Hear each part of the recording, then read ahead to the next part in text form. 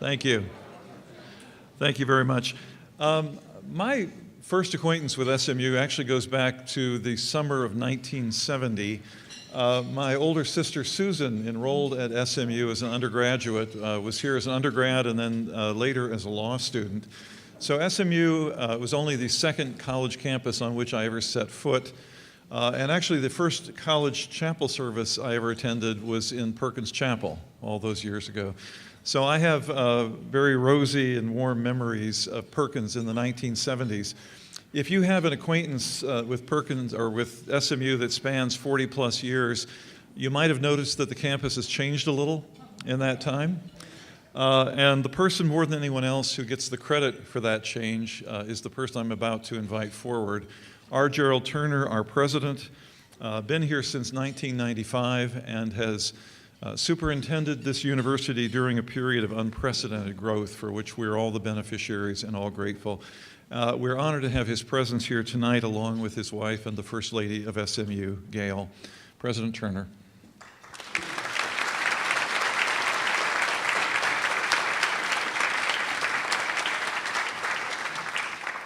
Thank you, Craig, and I join the Dean in thanking all of you for coming, and for those of you off campus, welcoming you back to campus, and even those that are out of town in particular get my statement of appreciation for your being here, and do hope that you have a chance to get around the campus and enjoy it. Every time you make it to about mid-November, you, as a university president, you can take a little deep breath, because if something really crazy is going to happen that messes up the whole fall, it needs to happen before the 1st of November. And so when it's like in April, if you can just make it to the 1st of April, then the rest of the year goes all right. But we have enjoyed very much our time here. We got here the same month that Mark and Sandy got here, and for this particular facility, and we worked together for a long time. And he was on the board for 16 years or 17, something like that. It was a while.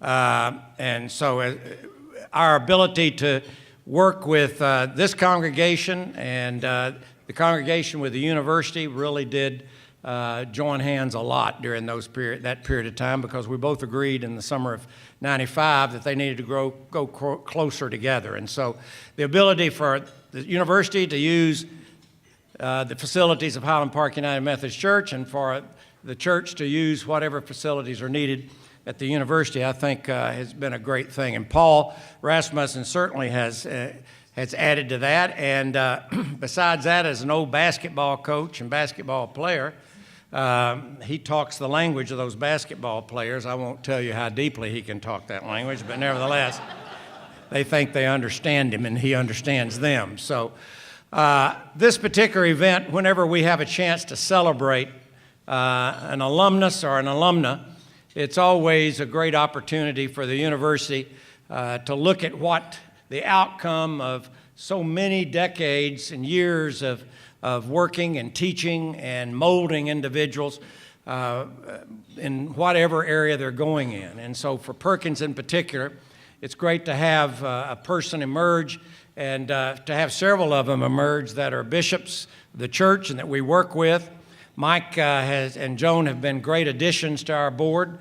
Mike, of course, being the bishop for the area that our campus is in, the North Texas Conference, has always been really good for us, because it's great to have somebody that you can work closely with, because there are a lot of opportunities that we have to work together. And so Gail and I are very happy to be here to be a part of this, and to celebrate his achievements and his recognition from all of you, well-deserved recognition as an outstanding alumnus of the Perkins School of Theology and of the university. And so with that, I'm going to turn it back to the Dean, and we'll make the presentation. Thank you. Dr. Dollarhide, I'd like to invite you also to come up. Each year, Perkins School of Theology recognizes a Perkins graduate who's demonstrated effectiveness and integrity in service to the church, continuing support and involvement in the goals of both Perkins School of Theology and Southern Methodist University, distinguished service in the wider community, and exemplary character. And as I think we all know by now, the 2017 honoree is Bishop Mike McKee. Bishop McKee, if you come forward.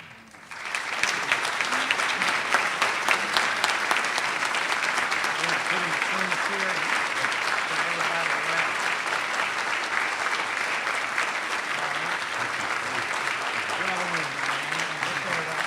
There you go.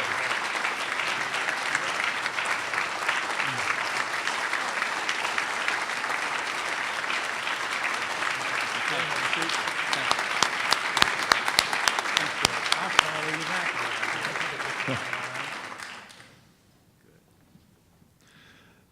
With a few words, in honor of this occasion, Dr. John Robbins, Senior Pastor, Memorial Drive United Methodist Church of Houston, Texas, also a two-time Perkins graduate.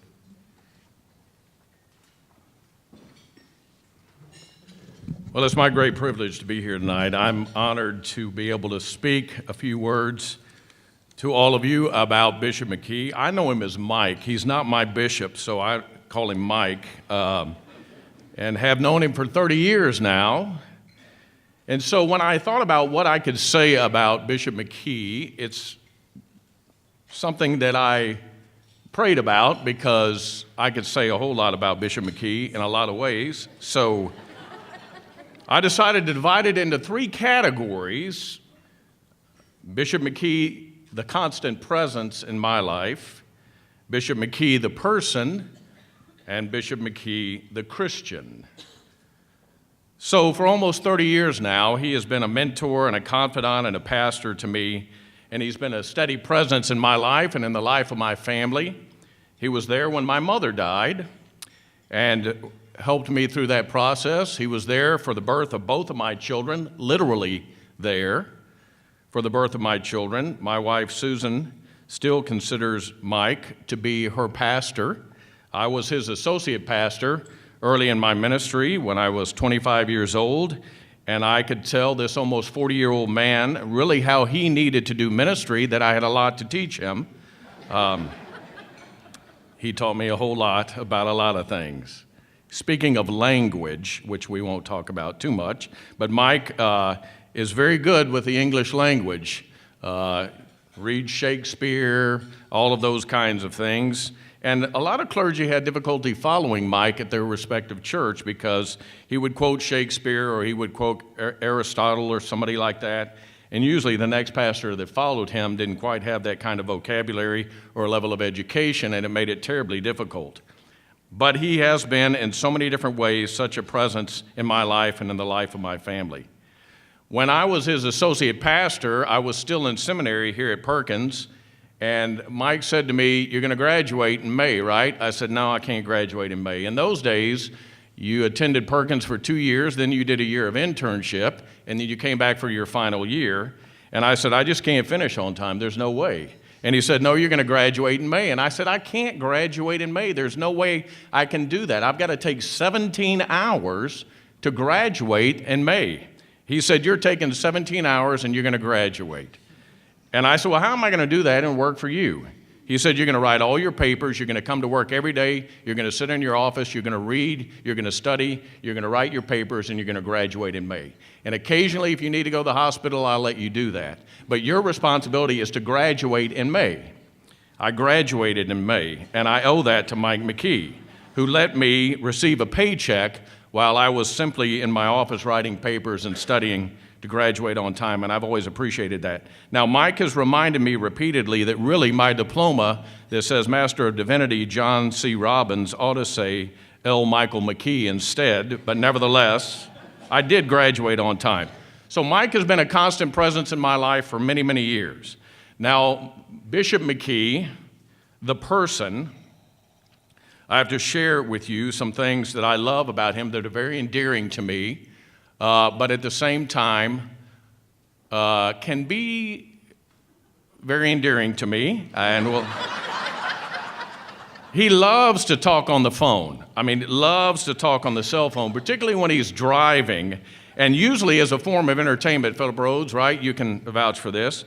We tend to be, when he's got a long drive, has to go to Wichita Falls, or he has to go to Sulphur Springs or somewhere like that, we tend to be his entertainment along the way. And so he'll call, and we spend an enormous amount of time after he says, "What are you doing?" "Well, I'm working." And then he says, "Well, let me tell you something." And then you spend the next 45 minutes listening to Mike or really trying to think about something to talk about to entertain him along the way.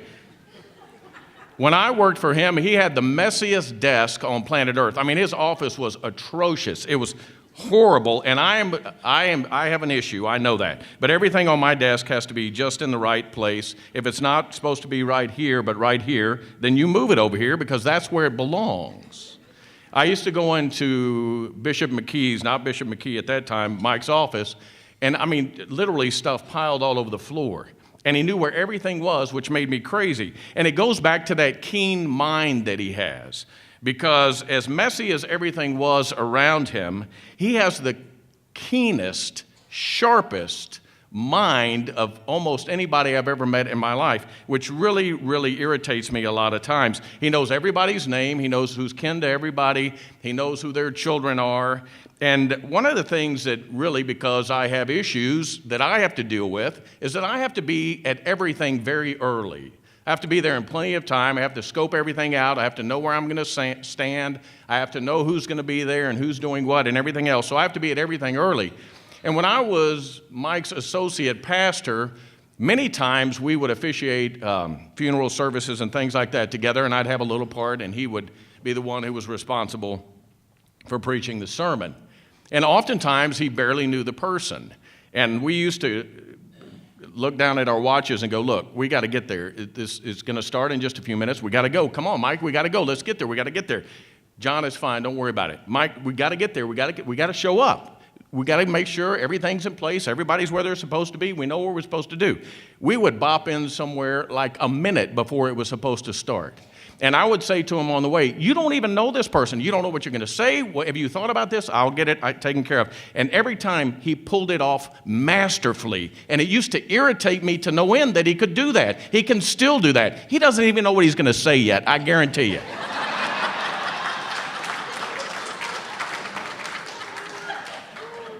That makes me a crazy guy. But I love him. Now, one of the things you might or might not know about Bishop McKee is that he's a foodie. I love to tell this story because it just cracks me up. He's a foodie. When I was his associate, again, years ago, every morning, literally, every day we would get up and say, what'd you have for supper last night? And we'd go through the menu of what we had. And I usually had macaroni and cheese or something like that. But we would talk about what Susan and Joan prepared for us the night before. And back in those days, believe it or not, you could still go visit potential church members in their home. And so, you know, I was the guy that would go in to try to get everything in order, and then Mike would go in and set everything up after I visited with the family. And oftentimes I would tell the family, now, Reverend McKee is going to call you after I visit with you, and I just want you to be prepared to tell him what you had for dinner. And they would say, I beg your pardon. I said, I'm not telling you anything else, just be prepared. And then that Sunday, they joined the church and pulled me aside and go, he asked us what we had for dinner. I said, I told you. He's a foodie. The greatest story of all, though, is that, I don't know, it was a year or two ago, I can't remember when it was, but the Dalai Lama was on campus, and former President Bush was on campus. And Bishop McKee is having lunch with the former President of the United States and the Dalai Lama. So later on that day, I called him and said, my gosh, you just had lunch with the Dalai Lama and the former President of the United States. How was it? I promise you, the first thing he said was, man, that chicken was just as dry as a bone. Now, who in the world has lunch with the President of the United States and the Dalai Lama and talks about the chicken being dry? He's not my bishop. Now, I want to tell you about Mike McKee, the Christian, very quickly. He has an extraordinary passion for the marginalized. I can tell you that. I've known that all along. Everything from Habitat to Humanity houses, houses to taking care of the poor continually, to doing lots of things other people don't know about, for the forgotten. I've seen it over and over again. When I was at Meadowbrook, we decided we were going to have a revival. And Mike said to me, John, I want you to put the revival together, and I want you to invite neighboring churches of all denominations to come and be part of this revival service. So I worked really hard on it. I was young. I wanted to impress him. We formed a committee. We did everything we could to contact all these churches, and a group of people came to me and said, you're not going to invite folk from those particular churches to our white church, are you? I said, I beg your pardon? And they used the demeaning term, we know what it is. That was hard. I just couldn't believe it. So I called Mike, and he said, meet me at the church. So I went up to the church that night, and I said, let me tell you about this meeting that I had. And they said, those kind of folk aren't allowed in our church. Mike lost it. And he said, I'm not preaching what I was preaching Sunday. I'm changing my topic. And he stood up that Sunday morning, and I've never been so proud of anybody in my whole life, and he took that whole church on. And he said, if I ever hear that word used again, you can find another church. You do not belong in a church of Jesus Christ if you use that word. And we're going to have this revival, and if you don't want to be here, don't come. But we're going to glorify the name of Jesus Christ with all those who are in this community, and if you don't like that, don't come. But we're going to pack the house, and we're going to proclaim the message of Jesus Christ to everybody who hears it, and I am the pastor of this church. I will never, never tolerate that again. And I hope you as a congregation hear me, because if you have an issue with it, you come see me, and I'll make it abundantly clear. I could not have been more proud of him. And that's the way he's lived his life as a Christian, in my opinion. He tells it like it is. My first Sunday as his associate pastor, I wore a striped shirt. He informed me that on Sunday morning you wear a white shirt. He put it like this. Now we're about to go into the sanctuary. Is that the shirt you're going to wear today? Well, I got a t-shirt under it if you want me to wear that. No, I didn't. Trust me, I wouldn't have said that, I can assure you. He informed me that you wear a white shirt. I am now 54 years old. I wear a white shirt every Sunday. One time I preached a sermon, and I was a little graphic about the slaughter of sheep and lambs and the flow of blood. And at the end of the service, Mike walked up to me, and he said, would you like to hear my opinion of your sermon? I said, yeah, because in my mind, that was an absolute masterpiece. And Mike said, well, let me just tell you, I need to go vomit right now. Am I making that up? I said, man, that hurts my feelings. He said, I couldn't care less about your feelings. I got to go throw up.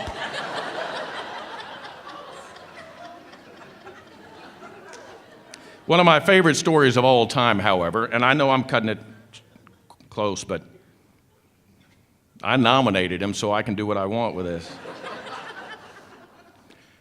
Shortly after I left and went on to my first church on my own, a young, brash pastor followed me at Meadowbrook. And you have to understand, in those days, Mike was the up-and-coming young pastor. Everybody wanted to work for him. He was the great preacher and all of those kind of things. It was good for my resume to have worked for him and that kind of thing. And there was a young guy that wanted to follow me to come in. I should have had some kind of talk with him ahead of time, maybe a tutorial session or something, but I didn't do it. And he came in, and he'd been there several weeks, and he then approached Mike and said, hey, listen, I've been watching you for the last several weeks. What do you do around here anyway? And Mike said, excuse me? He said, I don't see you doing anything. You're the senior pastor of the church. What do you do? Ha ha. Oh, bless his heart. Mike said, come here. Brought him into his office. He said, you see that window behind me? You see that window pane up in the corner? That window pane in the corner, that's the music minister's window pane. You see that window pane next to it? That's the youth director's window pane. You see that other window pane up there? That's the children's ministry window pane. You see the whole blankety-blank window? That's what I do. I love that story because it sums up who he is. He does everything.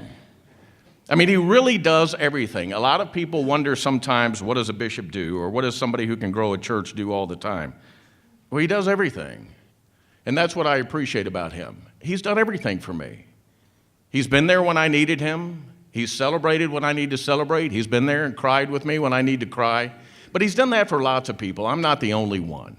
He's been a leader, and he's taken charge when he's needed to take charge. He's been the kind of individual that is a constant presence.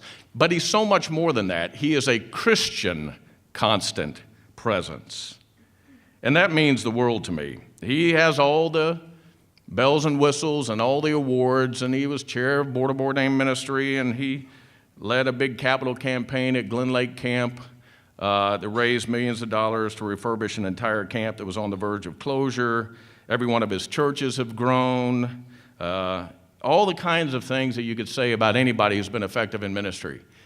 But then how do you summarize the life of somebody who has been not only so important to me personally, but somebody who's been so important to the United Methodist Church and the church at large, who's been such an important messenger of the gospel of Jesus Christ? How do you introduce somebody like that? By just saying, I love him very much, and he's been such an important figure in my life. A couple of years ago, John McKellar was honored as Alumni of the Year, or the Alumni Award, Distinguished Alumni Award. And years ago, John McKellar did his internship with Mike McKee, and I worked with Mike. And back in those days, we were young, and we were learning, and we had the master to teach us. And I remember having conversations with John all the time saying, you know, one day he's got to be a bishop. You know he's going to be a bishop one day. You know he's going to be a bishop. And John said, I know he's going to be a bishop, and we're going to be the ones who are proud when he becomes a bishop one day and leads the church.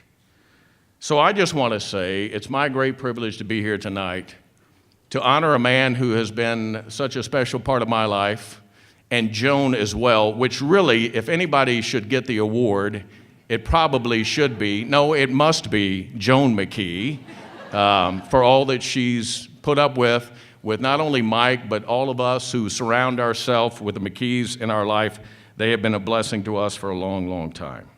So I want to just say to you that I'm proud that God brought a very special man into my life when I was a young man starting out in ministry, who has been a very, very, very dear friend of mine, who has touched me in many different ways, and who will always be an example to me of what Jesus Christ looks like with a coat and tie on, doing the work that we're all called to do.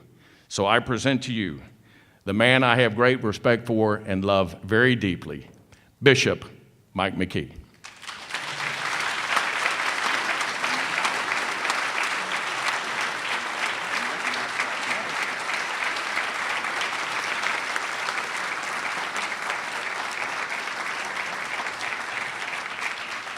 So I know I stand between you and Anne Lamott, and I know why you came, so I want to be brief in my remarks. And let me say a few things. First of all, I want to thank Perkins School of Theology, the Alumni Council, for awarding me the Alumni of the Year award. I appreciate that so very much. I also want to say words of appreciation to my wife, Joan, to our daughter, Meredith, who's here, our other daughter, Erin, and her family couldn't be here. They live in California. My mother, who is here as well. I want to say a special word of appreciation to the people who are here from the First United Methodist Church of Hurst, where I served for 15 years. It was still the best church I was ever appointed to, and I can now confess to you at the time, all of you at the time, it was probably not the place that I desired to go, but it turned out to be the best place I ever went. And I want to say a word of appreciation to my colleagues, the North Texas Conference, the cabinet, the clergy, and laity are here.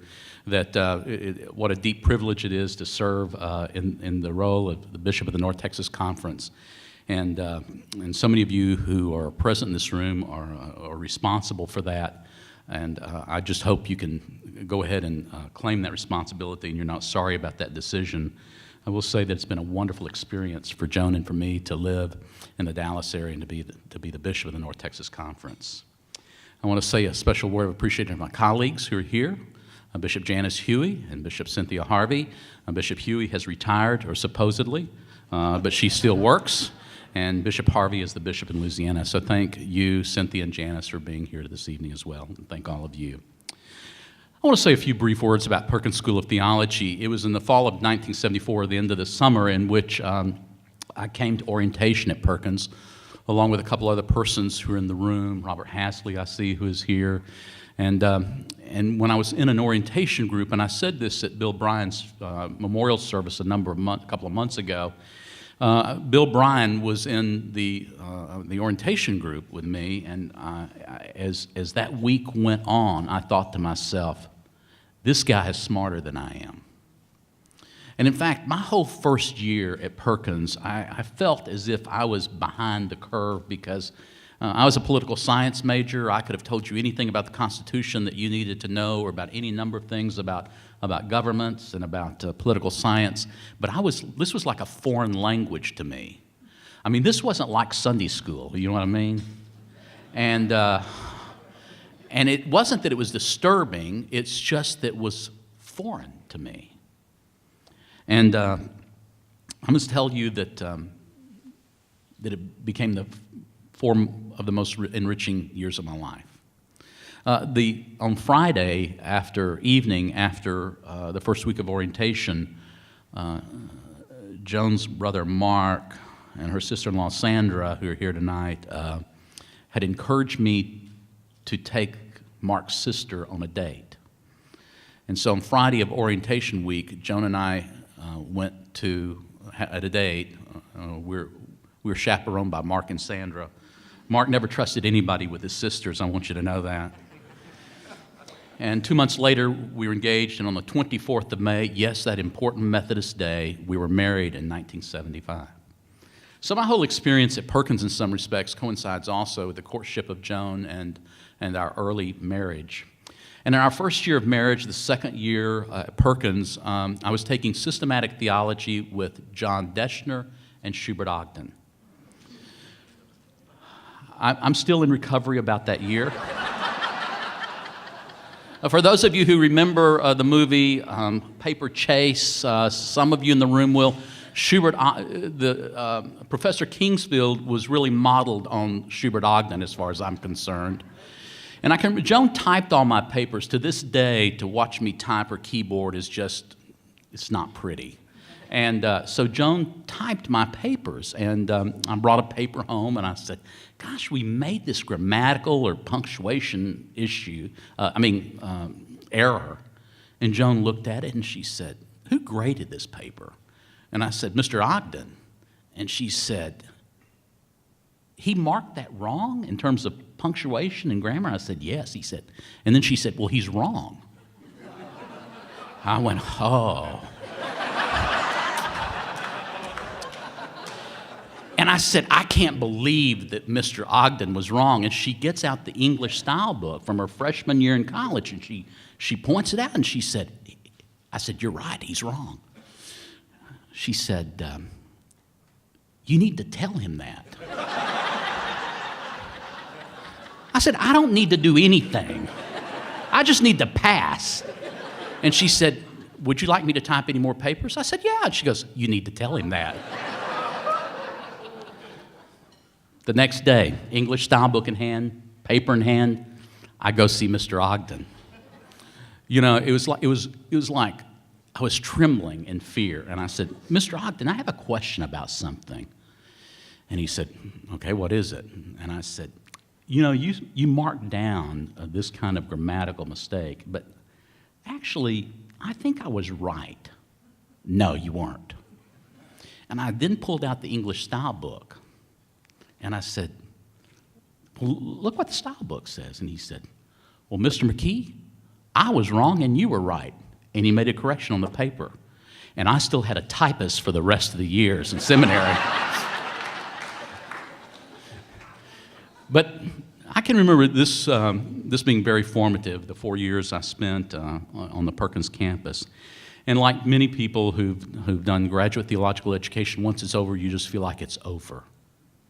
And then you realize as you begin to serve in ministry that you just only know briefly, a little bit of what you need to know. And one of the things that's been important to me about Perkins is it's really provided occasions for me to also continue my own theological education, primarily serving as an intern supervisor. At one point, I learned that I had supervised more interns than anybody else in the intern program. That's probably not so at this time now. And in fact, they were having a meeting one time, and I told this story at Bill Bryan's memorial service too, and Bill said, you're not coming to this meeting? I said, Bill, I really don't have time. He said, Mike, you're getting an award for supervising the most interns. I said, really? And I said, does it come with a cash award? He said, No, but we're serving Sonny Brian's barbecue. I said, I'll be there. But what I want to say is that rich experience continuing to work with Perkins faculty who continued to teach me so much, and so many of the interns with whom I was able to work with over the period of years while I was in ministry was very important. Some of those interns are here today. In fact, the person who followed me as the pastor of the First United Methodist Church of Hearst, Philip Rhodes, was one of them, as are some other people who are here. I was always grateful for that experience because I felt like I learned more than I was able to give. I learned more because they kept me abreast. They kept me current. And I can remember one occasion teaching a Bible study in the Hearst Church. And afterwards, as people who are smarter than I am or want to do, said, you're really operating with bad, old ideas about this book of the Bible. I said, you got to be kidding me. He said, no. And so one of the things that I was able to do in terms of being always supervising interns is really receiving more than I was ever able to give. So Perkins, in terms of its formation for me, for ministry, has not only been about what happened in the collection of a degree, but also its continuing work and formation of my life. Over the last several years, I've had the privilege of serving as the chair of the executive board, helping with the capital campaign, of whom two of the people in the room, Kay Yeager and Dodie Crockett, did far more than I did. But it was always an honor to give back and to be a part of that experience. I will say that one of the bright things that have happened in terms of my experience with Perkins in the last 2 years is the arrival of our new dean, Craig Hill. And then in the search for the new dean, of which I was privileged to serve on the committee, one of the things that I was deeply committed to is that we were very clear that the academy and the church belong together, and that not only did they have things to teach each other, but things from which they could learn from each other. And I'm so grateful for the ways in which Dean Hill has embraced that. In fact, he said it before I even brought it up, and the ways in which he has, I think, begun to set new standards about the direction for Perkins School of Theology. And so, Craig, I am really glad that you and Robin are here. Thank you. So, I'm simply honored that this happened. I'm delighted that it happened. John, I did prepare a few remarks. I want you to know that. I didn't walk in here unprepared. But I want to say to all of you, you really honored Joan and me by being present. To all of those of you who are graduates of Perkins, I want you to know how good things are going. For the Alumni Council, thank you for your work. And for all you faithful persons in the faith, thank you for being here. And thank you for honoring me this way. God bless you.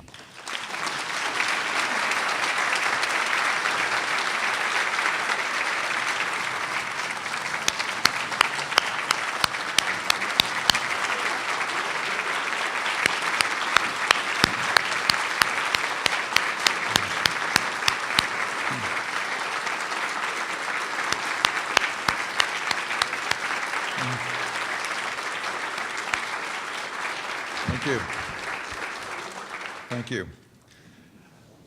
Before inviting to the lecture Reverend Connie L. Nelson, our Director of Public Affairs and Alumni Relations, I'd like to just say just a couple of words. And you can see by what I'm about to say actually what a kindred spirit I've found in Mike. Mike could not possibly be, in any way I can imagine, a better champion for Perkins than he already is. He is a member of the SMU Board of Trustees, a longtime chair of the Perkins Executive Board. If you're ever interested in getting this award, just pay attention. Here's what you need to do. Past chair of the Perkins Alumni Council, co-chair of the Perkins Campaign Steering Committee, mentor pastor, as we just heard, to several Perkins interns, and as I first came to know him, a member of the Dean Search Committee last year. I already had this prep to say, Mike. I came to Perkins for one reason, really, and one reason only, because I was told there was a strong desire on the part of many to strengthen the relationship between Perkins and the church. That was something I already cared about deeply. The person who told me that most forcefully and most frequently then and ever since is, of course, Bishop McKee.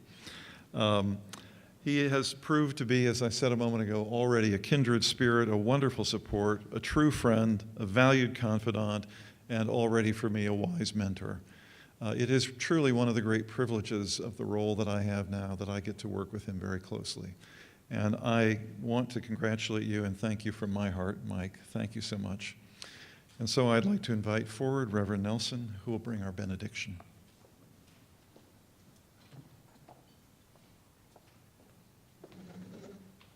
Before I pronounce the benediction, a word immediately following, many of you will be going to the Anne Lamott lecture, which is up at McFarland Auditorium. We do have a bus that will be at the portico that will transport people up to McFarland and then back. So the bus will come and go. So maybe that's a good word for some of you wearing heels. The other thing I'd like to say is a word of thanks. These kind of events don't happen on their own, and many people go unnamed. And I would like to recognize two people in particular without whom this event would not have happened. These are two members of my staff, Pam Goolsby and Bridget Rush.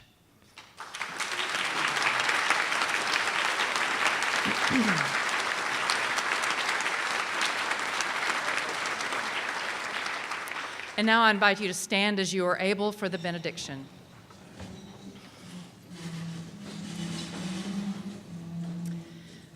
Go forth now into the community, into the world, to serve God and your neighbor in all that you do. And may the grace of our Lord Jesus Christ, the love of God, and the communion of the Holy Spirit be with us all evermore. Amen.